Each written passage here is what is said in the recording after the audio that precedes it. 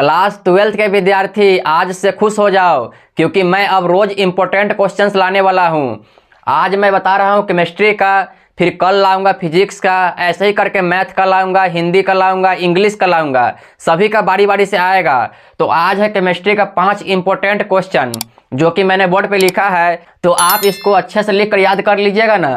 तो इसमें से पक्का है 2 क्वेश्चन आएंगे, तो आपको इसको अच्छे से लिख कर याद करना है। देखिए क्लास 12th के है केमिस्ट्री के 5 क्वेश्चन मैं लेकर आया हूं, जो कि क्या है, वेरी इंपॉर्टेंट क्वेश्चंस है, बहुत ही इंपॉर्टेंट है, जो कि एग्जाम में पूछ चुका है। वही वाला सवाल मैं लिख कर लाया हूं। इस बार भी हो सकता है 2026 के एग्जाम में ये वाला आवे, तो आप इसको अच्छे से नोट करके याद कीजिएगा। तो चलिए मैं सभी को बारी बारी से आपको पढ़ कर बता देता हूँ, आप इसको अच्छे से नोट करके याद कर लीजिएगा। चलिए देखिए सबसे पहला क्वेश्चन क्या है। देखिए सबसे पहला क्वेश्चन है प्रासरण दाब को परिभाषित करें। किसको परिभाषित करना है? प्रासरण दाब को परिभाषित करें। इसका आंसर देखिए, इसका आंसर है, देखिए इसका आंसर है वह बाह्य दाब जो अर्धपरगम में झिल्ली से होकर विलायक के विलयन में होने वाले प्रासरण को रोकने के लिए लगाना पड़ता है, प्रासरण दाब कहलाता है।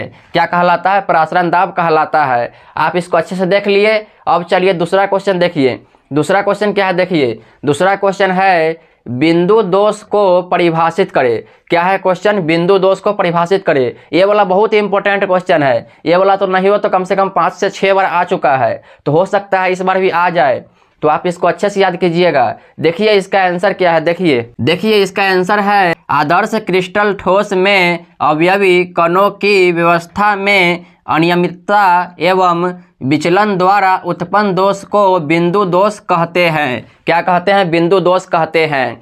यहाँ पे जो लिखा है ना वाला अनियमितता है, तो इसको अच्छे से याद कीजिएगा। ये वाला क्वेश्चन बहुत ही इंपॉर्टेंट है, आप इसको अच्छे से याद कर लीजिएगा। बहुत ही इंपॉर्टेंट है, मैं स्टार लगा देता हूँ, बहुत ही इंपॉर्टेंट है, आने वाला है सवाल, इसको अच्छे से याद कीजिएगा। अब देखिए 3 नंबर सवाल। देखिए 3 नंबर में 2 सवाल है, दोनों सवाल बहुत इंपॉर्टेंट था, इसलिए मैंने इसको लिख दिया है। देखिए 3 नंबर सवाल है संक्षेप में लिखे। संक्षेप में क्या क्या लिखना है? देखिए ए नंबर क्वेश्चन है ब्राउनियन गति, ब्राउनियन गति को लिखना है।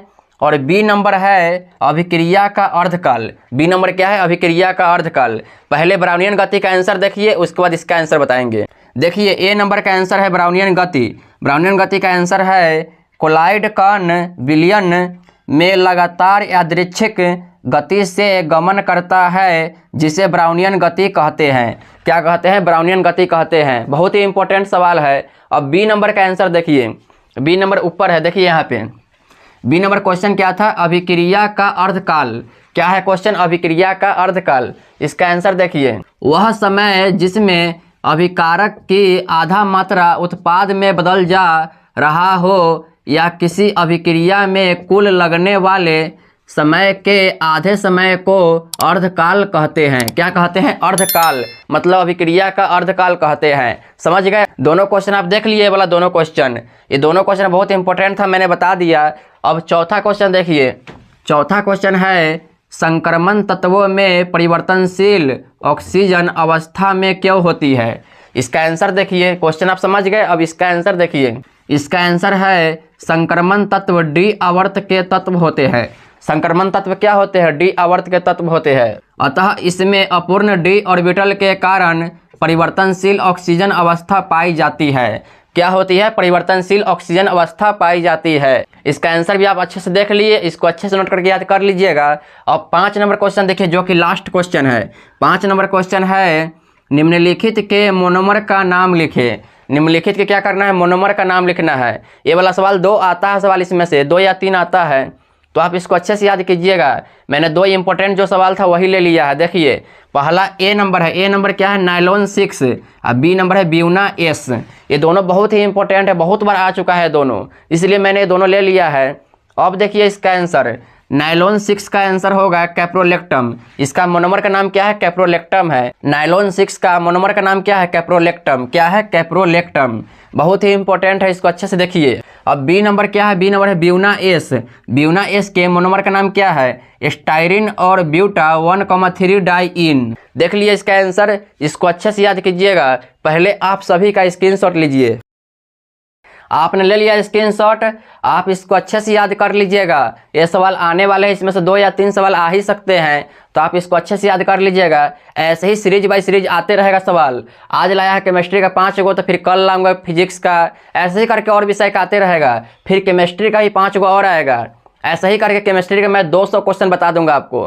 केमिस्ट्री के मैंने 200 क्वेश्चन लिख कर रखा है, इंपॉर्टेंट क्वेश्चन जो एग्जाम में बार बार आते हैं ना, वही सवाल मैं लिख कर रखा हूँ। तो उसको मैं बताऊंगा धीरे धीरे करके आपको। अभी आपके एग्जाम के 2 महीना बचे हैं ना, 2 महीना में मैं 200 सवाल आपको बता दूंगा। फिजिक्स का भी 200 सवाल बताऊंगा और केमिस्ट्री का भी 200 सवाल बताऊंगा और मैथ का बताते रहूंगा, और भी जो विषय है वो सब का मैं बताऊंगा।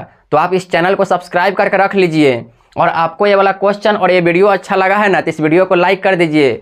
चैनल को सब्सक्राइब करना मत भूलिए, क्योंकि सब्सक्राइब कीजिएगा तो आप ही को फायदा होगा, मुझे कुछ फायदा नहीं होने वाला है। आप ही का फायदा होगा, आप ही को एग्जाम में वाला सवाल आएगा तो आपको फायदा होगा। मैं ऐसे ही इंपॉर्टेंट क्वेश्चन लाते रहूँगा, तो आप चैनल को सब्सक्राइब जरूर कर लीजिए और अपने मित्रों को इस चैनल को शेयर कर दीजिए, जिससे आपके दोस्त को भी अच्छे नंबर आ जाए। अगर साइंस से आपके दोस्त है ना, 12th में अगर साइंस लिए हैं, तो उनको ये वाला वीडियो भेज दीजिए। वो सीख लेंगे और समझ जाएंगे कैसा कैसा क्वेश्चन एग्जाम में आता है। मैं और भी विषय के लाते रहूँगा, तो इस चैनल को सब्सक्राइब करना मत भूलिएगा। मैं बार बार क्यों बोल रहा हूँ, आप ही के फायदा के लिए बोल रहा हूँ, मेरा कुछ फायदा नहीं हो रहा है। मैं आपको बता रहा हूँ तो आप अच्छे सीख रहे हैं, इसलिए चैनल को सब्सक्राइब करना मत भूलिए।